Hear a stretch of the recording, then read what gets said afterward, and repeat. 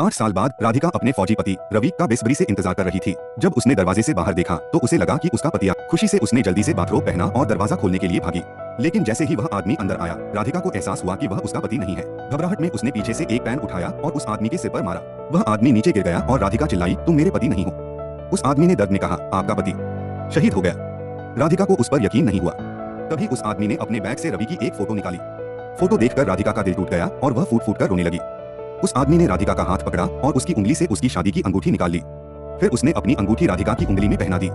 उसने बताया कि वह रवि का सबसे अच्छा दोस्त विक्रम है और रवि ने मरने से पहले उससे वादा लिया था कि वह राधिका का हमेशा ख्याल रखेगा। यह सुनकर राधिका और भी परेशान हो गई। उसने विक्रम को तुरंत घर से बाहर निकाल दिया। विक्रम के जाने के बाद वह खुद को रोक नहीं पाई और घर के अंदर ही जोर जोर से रोने लगी। उसने शराब पीकर खुद को शांत करने की कोशिश की, लेकिन इससे उसका दर्द और बढ़ गया। विक्रम बाहर से नहीं गया। वह चुपचाप दरवाजे के बाहर बैठ गया। राधिका उसे भगाने के लिए हर दिन नए नए तरीके अपनाती रही, लेकिन वह सब कुछ सहता रहा क्योंकि उसे अपने दोस्त से किया हुआ वादा निभाना था। एक दिन जब विक्रम दरवाजे पर बैठा था, उसे अंदर से कुछ टूटने की आवाज सुनाई दी। वह तुरंत अंदर भागा। उसने देखा कि शराब की बोतल जमीन पर टूटी हुई थी। उसे एहसास हुआ कि राधिका ने खुदकुशी करने की कोशिश की थी, लेकिन नशे की वजह से वह नाकाम रही। विक्रम उसे उठाकर बाथरूम में ले गया। ठंडे पानी से वह होश में आ गई और चिल्लाने लगी कि विक्रम उसके घर से चला जाए।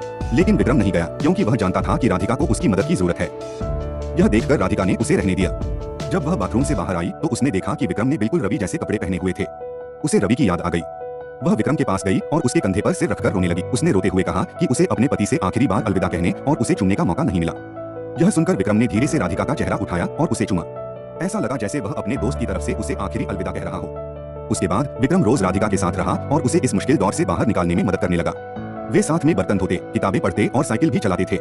जब भी राधिका उदास होती तो विक्रम उसे खुश करने के लिए फूल देता था। धीरे धीरे राधिका को भी विक्रम से प्यार हो गया, लेकिन उनकी खुशी ज्यादा दिनों तक नहीं रही।